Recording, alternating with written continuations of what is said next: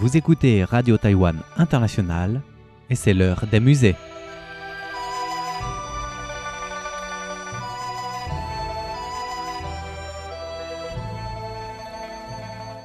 Chers amis francophones, vous écoutez l'heure des musées, une émission dédiée à l'art et à la culture chinoise. Depuis la semaine, nous nous sommes intéressés aux femmes talentueuses, notamment en peinture, et nous avons découvert de nombreux artistes peintres de la dynastie Yuan jusqu'à la période de la République. Cependant, il est important de noter que les femmes talentueuses en peinture sont souvent également douées en calligraphie. Car, comme le disait Zhang Mengfu, un grand artiste de la dynastie Yuan, la peinture et la calligraphie sont de la même essence. Aujourd'hui, nous allons donc découvrir les femmes calligraphes en suivant un ordre chronologique. Image 1. Inscription sur les fleurs d'abricot de Ma Yuan. Yang, 1162 à 1232, était originaire de Kuaiji sous la dynastie Song. Après le règne de l'empereur Ningzong, elle fut élue au palais à un jeune âge en raison de sa beauté. La deuxième année du règne de Jia Tai, 1202, elle fut élue impératrice. Portant la signature peinte par le serviteur Ma Yuan, cette œuvre représente une partie d'une branche dans une composition succincte, rendue avec un fin travail de pinceau et des couleurs délicates. Les deux lignes de vers inscrites à droite en petite écriture régulière par l'impératrice Yang se lisent comme suit. Face à la brise, avec un charme raffiné, la rosée humide fait ressortir la beauté du rouge. À côté de l'inscription figurent les empreintes de ces deux sceaux, l'un pour Kun Gua et l'autre pour Yang Xing Han Mo, calligraphie de Yang. Ce travail a probablement été réalisé après 1202, date à laquelle elle a été promue au rang d'impératrice.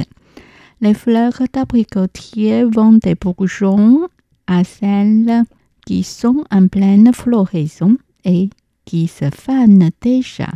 Les couleurs vont du rouge à des tons plus clairs, les pétales étant eux-mêmes d'un blanc pur. La branche d'abricot s'étend de gauche à droite, les pétales lavés de blanc présentant également des parties lavées de rouge, ajoutant une touche de rose à la blancheur des pétales. Les boutons de fleurs sont roses et les petits boutons sont rouges, montrant une gamme de fleurs des bourgeons à la pleine floraison. Cette œuvre révèle l'observation délicate de l'artiste et sa capacité à saisir les fins détails de la nature. Image 2. Lettre à l'abbé Zhongfeng. Guan Daoshen, 1262 à 1319, nom de courtoisie, Zhongji était originaire du Zhejiang, épouse de Zhang Mengfu, et fervente adepte du bouddhisme. Elle était douée pour peindre à l'encre des bambous, des prunes et des orchidées, et travaillait également sur les paysages et des statues bouddhistes.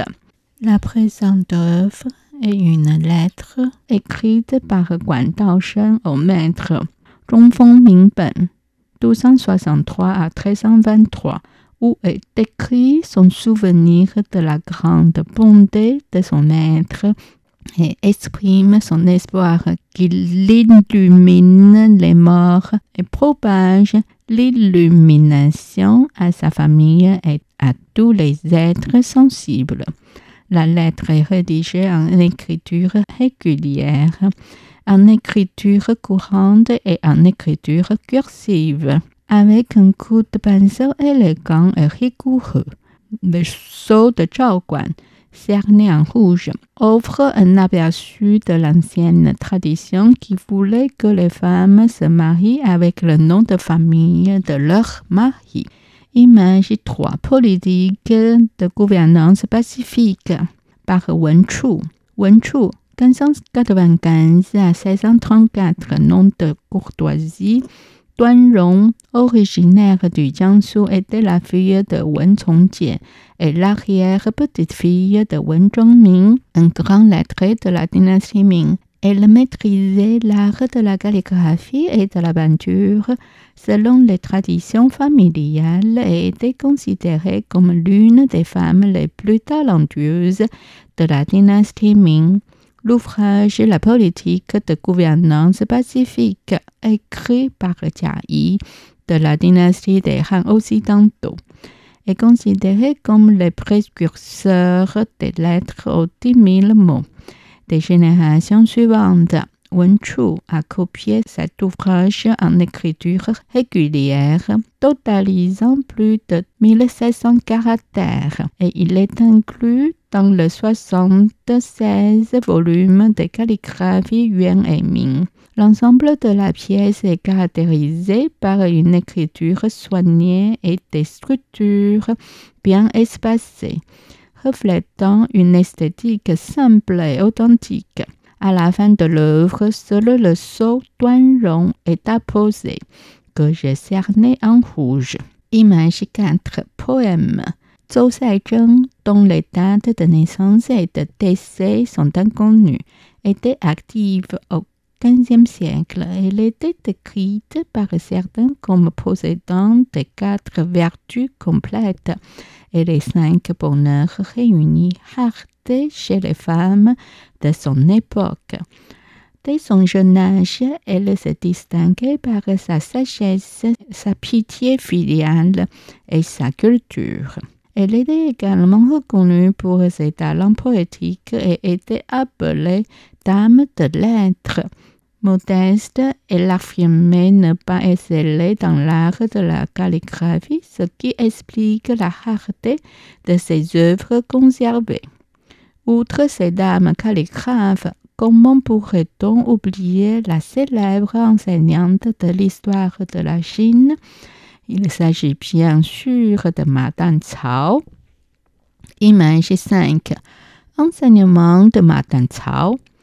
Le personnage principal peint ici à gauche est Ban Zhao, 49 à 120, qui est montré tenant un pinceau et en train d'enseigner. Ban Zhao était la fille de Ban Biao et épouse de Cao Shou, mais elle est devenue veuve à un âge précoce. De l'apprentissage considérable d'une famille de lettrés, son frère aîné était Ban Gu, un grand historien et l'auteur de l'histoire des Han antérieure. Décédant avant de le terminer, l'empereur a ordonné à Ban Zhao de le finir. L'empereur a plusieurs reprises lui a également ordonné de se présenter à la cour, demandant à l'impératrice et aux dames de recevoir une instruction de sa part. Elle a donc reçu le nom de grande dame, qui est la raison pour laquelle elle était connue comme Madame Cao, la vénérable. Elle est également l'auteur des admonitions pour les femmes, une compilation de divers critères et normes pour les modèles de femmes depuis l'Antiquité. Il est devenu un important traité sur la culture des femmes qui a été transmis de génération en génération. Ban Zhao a été promu comme modèle pour les femmes de la culture à travers les âges. Son apprentissage n'a pas été inférieur à celui des hommes, mais elle n'a pas été considérée comme une menace pour la société dominée par les hommes. En fait, les hommes mettaient ses talents à utiliser le traitement de son livre comme un moyen de prêcher que les femmes devraient suivre les 3 degrés de dépendance et les 4 vertus, et que les hommes doivent être respectés. Selon les normes de sexe masculin, elle a dû procéder à la fois le talent et la vertu. Au début de la dynastie des Qing, il y avait beaucoup de débats concernant le modèle idéal de la femme et comment trouver un équilibre entre le talent et la vertu. Par conséquent, les femmes de talent ont été, relativement parlant, plus encouragées et Ban Zhao a servi comme une figure importante à cet égard. Bon, on va s'arrêter là pour aujourd'hui. Merci de l'avoir suivi. C'était l'heure des musées, réalisé et animé par Miao Yonghua, diffusé depuis Taipei, Taïwan.